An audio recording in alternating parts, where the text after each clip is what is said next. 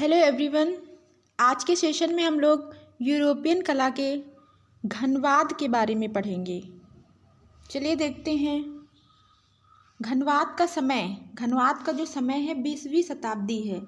घनवाद शुरू होता है 1907 ईस्वी से और ख़त्म होता है 1925 में। घनवाद का समय क्या है? 1907 ईस्वी से 1925 तक है। इम्पॉर्टेंट है, पूछा जाता है पेपर में। घनवाद का जन्म पेरिस में हुआ था। इसका जो जन्म हुआ था, इसका जन्म माना जाता है कि ये पेरिस में इसका जन्म हुआ घनवाद का। घनवाद के प्रेरणा स्रोत पूछा जाए क्वेश्चन, घनवाद के प्रेरणा स्रोत कौन थे? तो घनवाद के प्रेरणा स्रोत पाल सेजान थे तथा घनवाद के जो जनक कहे जाते हैं वो कौन है? पाब्लो पिकासो घनवाद के जनक कहे जाता है। जो चित्र है वो कौन सा है? सबसे पहले ये चित्र बना था अविन्यो की स्त्रियां। 1907 में घनवाद शुरू होता है और घनवाद का पहला चित्र कह सकते हैं कौन सा है? अविन्यो की स्त्रियां। और घनवाद का आखिरी चित्र कौन सा है? 3 नर्तक। पिकासो की पेंटिंग है ये। 3 नर्तक याद रखेंगे, इसको नोट कर लेंगे। 3 नर्तक जो है वो घनवाद का आखिरी पेंटिंग है, लास्ट पेंटिंग है घनवाद की। 3 नर्तक और पिकासो द्वारा ये बनाई गई है। ठीक है, फिर आगे देखते हैं। जो घनवाद का घोषणा पत्र है ये पेपर में आ चुका है। तो घनवाद का घोषणा पत्र किसने बनाया है? गुलियो ओपोनायर ने घनवाद का घोषणा पत्र तैयार किया था। और घनवाद का नामकरण किसने किया? ठीक है, तो नामकरण किसने किया? लुईस बाक्सेल।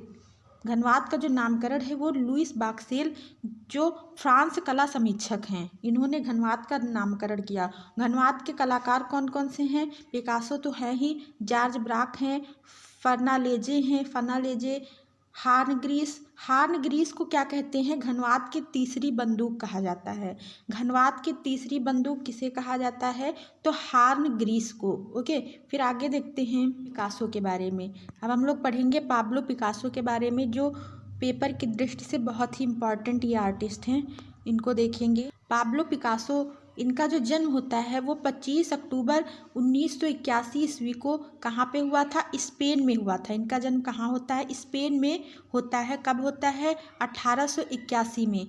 और इनकी मृत्यु कब होती है? 1973 ईस्वी में। ओके, याद रखेंगे। और ये किस रूप में प्रसिद्ध हैं? तो ये मूर्तिकार, चित्रकार, नाटककार या कह सकते हैं लेखक के रूप में ये प्रसिद्ध हैं।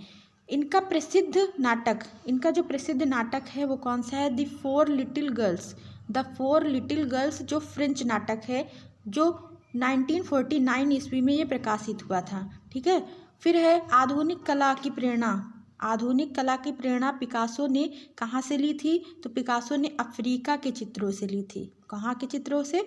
अफ्रीका के चित्रों से आधुनिक कला की प्रेरणा इन्होंने ली थी। अब देखते हैं इनके बारे में। घनवाद का प्रथम चित्र अभी बताए हैं, कौन सा है? अविन्यो की स्त्रियों, जो 1907 ईस्वी में इन्होंने चित्रित किया था। किस माध्यम में चित्रित है ये? तो ये आयल माध्यम में चित्रित है, आयल ऑन कैनवास कह सकते हैं। और वर्तमान में कहाँ पे सुरक्षित है, ये भी प्रश्न बनता है। तो museum of modern art New York में। कहाँ पे है? Museum of modern art New York में ये वर्तमान में संग्रहित है, सुरक्षित है। अब घनवाद की प्रथम कोलाज कृति कौन सी है? घनवाद की जो प्रथम कोलाज कृति है वो कौन सी है? तो बेत की कुर्सी, यहाँ पे बेत होगा, बेत की कुर्सी पर वस्तु समूह। कौन सी है? बेत की कुर्सी पर क्या है? वस्तु समूह, जो 1912 ईस्वी में पिकासो ने पेंटिंग बनाई थी। ठीक है, तो जो घनवाद का पहला चित्र कौन सा माना जाता है? अविन्यो की स्त्रियां। ठीक है, और घनवाद की प्रथम कोलाज कृति कौन सी मानी जाती है? तो बेत की कुर्सी पर वस्तु समूह। ये किसकी पेंटिंग है? तो ये पिकासो की पेंटिंग है। कोलाज का आविष्कारक किसको माना जाता है? कोलाज का आविष्कारक जो माना गया है जॉर्ज ब्राक को। ठीक है, अगर जॉर्ज ब्राक ऑप्शन में नहीं है तो पिकासो को लगाएंगे। ठीक है, फिर देखते हैं घनवाद की प्रथम मूर्ति कौन सी है? तो घनवाद की प्रथम चित्र तो जान लिए है, मूर्ति। अब प्रथम मूर्ति कौन सी है? तो हेड ऑफ वुमेन। कौन सी है? हेड ऑफ वुमेन, जो 1909 ईस्वी की है। अब की जो अवधि संबंधित है, जो पिकासो की अवधि संबंधित है, नीली तथा गुलाबी अवधि है। ठीक है, तो नीली अवधि का समय कितना है? तो नीली अवधि का जो समय है 1901 से 1904 ईस्वी है। और नीली अवधि का जो चित्र है, बूढ़ा गिटार, पूछा जाता है प्रश्न, बूढ़ा गिटार वादक किस अवधि से संबंधित है? तो ब्लू कह सकते हैं या फिर नीली अवध से ये संबंधित है। और गुलाबी अवध का समय क्या माना जाता है? 1905 माना जाता है। और इसमें एक और चीज़ देखेंगे, पिकासो ने 1901 ईस्वी में युवा पत्रिका को प्रकाशित किया था। पिकासो ने 1901 ईस्वी में युवा पत्रिका को प्रकाशित किया था। ओके, और पिकासो का कथन देख लेते हैं, मैं शैली विहीन कलाकार हूँ। इनका बहुत ही फेमस ये कथन है, मैं शैली विहीन कलाकार हूँ। ये किसका कथन है? तो पिकासो का। इनकी जो पेंटिंग गवर्निका बहुत ही फेमस पेंटिंग है, जो 19 कब बनी थी? ये 1937 में, ये 1937 ईस्वी में बनी थी। तो इनकी पेंटिंग ये बहुत फेमस है। तो ये जो बनी थी ये नीले रंग में बनी थी। किसमें बनी थी? नीले रंग में बनी थी। ये वर्तमान में कहाँ पे है? तो ये वर्तमान में रैना सोफिया संग्रहालय जो मैड्रिड में पड़ता है। कहाँ पड़ता है? मैड्रिड में। मैड्रिड कहाँ है? ये स्पेन में पड़ता है। तो वर्तमान में वहाँ पे ये चित्र सुरक्षित है। फिर देखते हैं आगे हम, और ये जो गवर्निका इनका चित्र है, इनका पेंटिंग है जो, तो ये एक रंगी पेंटिंग है जो नीले रंग से बनी है। ये 3 शैलियों में बना है। कौन कौन शैलियों में बना है? ये घनवाद से भी संबंधित है, ये पेंटिंग अभिव्यंजनावाद से भी संबंधित है और अति यथार्थवाद से भी संबंधित 3 शैलियों में बनी इनकी ये पेंटिंग है गवर्निका। तो कौन कौन? घनवाद, अभिव्यंजनावाद और अति यथार्थवाद में। ठीक है, अभी बताए हैं कि ये वर्तमान में कहाँ है? रैना सोफिया संग्रहालय स्पेन में सुरक्षित है। अब इनके पिकासो के हम प्रसिद्ध चित्र पढ़ लेते हैं हम लोग। प्रसिद्ध चित्र कौन कौन से हैं? तो प्रसिद्ध चित्र 3 संगीतज्ञ हैं, मेडेलियन के साथ लड़की, शांति व युद्ध, बुल फाइट। ये इनकी क्या है? बुल फाइट इनकी सीरीज है। ठीक है, फिर मैन विद वायलिन, ये इनकी पेंटिंग है। मेरी थ्रीज इनकी पेंटिंग है जो 700 करोड़ रुपए की बिकी थी। 700 करोड़ रुपए की ये मेरी थ्रीज बिकी थी, मतलब 103 कह सकते, 103.4 मिलियन डॉलर की ये बिकी थी। और अगला देखते, पाइप पीने वाला लड़का, सर्कस विदूषक, नट व गोला, नट का परिवार, भांड का परिवार। फिर देखते हैं आराम कुर्सी पर बैठी महिला, स्वप्न मूर्तिकार का कार्य कक्ष, द स्टूडियो कह सकते हैं। ठीक है, मूर्तिकार का भी कार्य कक्ष, ये पेंटिंग बनाई मूर्तिकार का कार्य कक्ष।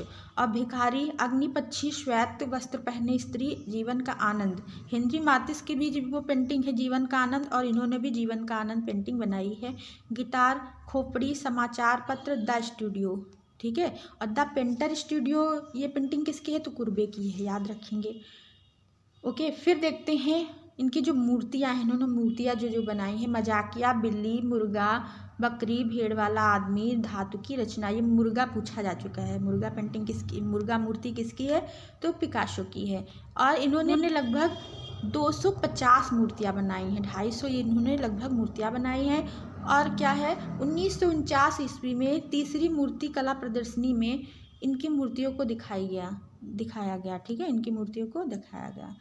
अब देखते हैं घन में तल कितने होते हैं? 6, लेकिन दर्शक को कितने दिखाई देते हैं? 3 दिखाई देते हैं। एक चीज़ और यहाँ देखते हैं, घन के 3 आयाम होते हैं, इसको भी याद रखेंगे, घन के 3 आयाम होते हैं। ठीक है, इसके 3 आयाम होते हैं।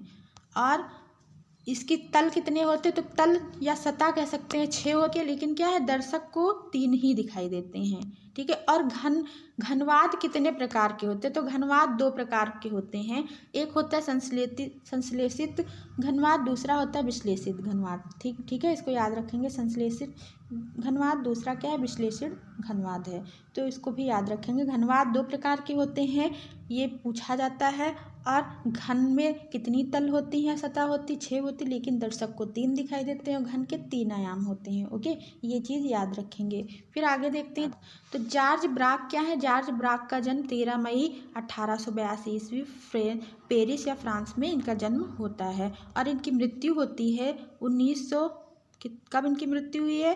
तो 31 अगस्त 1963 ईस्वी में इनकी मृत्यु होती है। फिर आगे इनके बारे में पढ़ लेते हैं हम लोग। कोलाज पद्धति के आविष्कारक माने जाते हैं, अभी आगे पीछे बता चुके हैं आप लोगों को। फिर ब्राक द्वारा बनाया गया पहला घनवादी चित्र कौन सा है? तो ब्राक द्वारा बनाया गया पहला घनवादी चित्र है, ये पूछा जा चुका है पेपर में, निवस्त्र स्त्री, निवस्त स्त्री पेंटिंग किसकी है? तो निवस्त स्त्री पेंटिंग है ब्राक की, जॉर्ज ब्राक की, जो इन्होंने कब बनाई थी? तो 1908 में इन्होंने बनाई थी।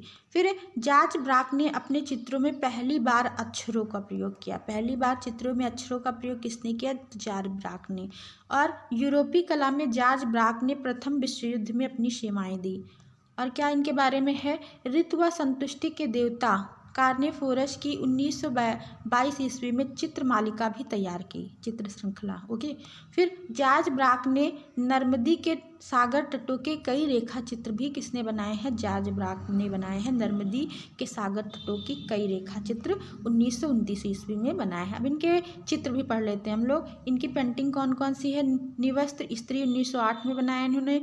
और सूर्य का रथ है, violin and candle stick, very important ये पेंटिंग है, वायलिन एंड कैंडल स्टिक। और गोल मेज पर वस्तु समूह, गोल मेज पर वस्तु समूह इनकी ये पेंटिंग है। गोल मेज पर वस्तु समूह इनकी पेंटिंग है। अहंकार है। और लाल, और कौन सी पेंटिंग है? लाल मेज पोस्ट पर वस्तु समूह, संगमरमर की मेज, विलियर्ड की मेज, द्वंद्वगान, ताश का खेल, इन्होंने भी पेंटिंग ये बनाई है, ताश का खेल सेजान ने भी बनाई है। आकाश में उड़ती 2-3 चिड़ियाँ, आकाश में उड़ती 2-3 चिड़ियाँ, ये किसकी पेंटिंग है? तो ये ब्राक की पेंटिंग है। घोंसले को लौटती मादा चिड़िया, ये इंपॉर्टेंट चित्र है इनका। घोंसले को लौटती मादा चित्र किसकी है? तो ब्राक का। अब हम लोग पढ़ेंगे घनवाद कलाकार एक और हैं, फर्नालेजे। तो इनका जन्म होता है 1882 ईस्वी में और मृत्यु इनकी होती है 1955 ईस्वी में। ओके। और इनको क्या कहा जाता है? इन्हें घनवादी के बजाय नलीवादी कहा गया है। ठीक है, नलीवादी कहा जाता है, घनवादी के बजाय इनको नलीवादी कहा जाता है। और इन्होंने क्या किया है? 1924 ईस्वी में, ये बहुत इंपॉर्टेंट, इसको याद रखें, मशीन का नृत्य शीर्षक पर फिल्म किसने बनाई थी? तो फर्नालेजे ने। अब इनके चित्र हम लोग देख लेते हैं, इंपॉर्टेंट चित्र कौन कौन से हैं। तो प्रसिद्ध चित्र इनका है जंगल में विवस्त्र स्नान, जंगल में विवस्त्र स्नान और विवस्त्र स्त्रियां पेंटिंग है ब्राक की। जंगल में विवस्त्र स्नान पेंटिंग है फर्नालेजे की। आकारों का विरोध, यंत्रों का समूह नृत्य, ये फर्नालेजे की पेंटिंग्स है। आप देखते हैं हम लोग, बहुत ही इंपॉर्टेंट हैं। हार्न ग्रीस के बारे में। हार्न ग्रीस का जन्म होता है 1887 ईस्वी में, जो मैड्रिड स्पेन में हुआ था। कहाँ हुआ था? मैड्रिड स्पेन में हुआ था इनका जन्म। और हार्न ग्रीस को गणितीय चित्रकार कहते हैं। इनको क्या कहते हैं? गणितीय चित्रकार कहा जाता है। और इन्हें बौद्धिक सिद्धांत का व्यापारी भी कहा जाता है। और इन्हें सबसे प्रखर घनवादी कलाकार भी कहा जाता है। क्वेश्चन ये पूछा जा चुका है कि सबसे प्रखर घनवादी कलाकार कौन माना जाता है? तो हार्न ग्रीस को माना जाता है। ओके। फिर घनवादियों में सबसे अधिक घनवादी कलाकार कौन है? तो हार्न ग्रीस, ये भी इंपॉर्टेंट पॉइंट है। फिर घनवाद की तीसरी बंदूक, अभी उधर बता चुके हैं, घनवाद की तीसरी बंदूक किसको कहा जाता है? हार्न ग्रीस को बोलते हैं। इनका प्रसिद्ध चित्र पोर्ट्रेट ऑफ पिकासो किसने बनाया? यहाँ से पॉइंट बनता है, पोर्ट्रेट ऑफ पिकासो, ये पेंटिंग किसने बनाई है? तो हार्न ग्रीस ने बनाई है, जो कि किसमें बनाई है? तैल माध्यम में बनाई है। और वर्तमान में ये आर्ट इंस्टीट्यूट ऑफ शिकागो में सुरक्षित है। फिर देखते हैं जो पिकासो हैं किसके लिए प्रसिद्ध हैं? तो पिकासो चर्मकृति के लिए प्रसिद्ध हैं। ठीक है। और जो जॉर्ज ब्राक है वो किसके लिए प्रसिद्ध है? काव्य के लिए प्रसिद्ध हैं। और हार्न ग्रीस को किसके लिए प्रसिद्ध माना जाता है? बौद्धिकता के लिए प्रसिद्ध माना जाता है। तो आज हम लोगों ने घनवाद के बारे में पढ़े। अगर आपको वीडियो अच्छा लगेगा तो लाइक कमेंट ज़रूर करिएगा। और जिन लोगों ने अभी तक चैनल को सब्सक्राइब नहीं किया, चैनल को सब्सक्राइब कर लें। Thanks for watching. मिलते हैं नेक्स्ट वीडियो में। Bye bye.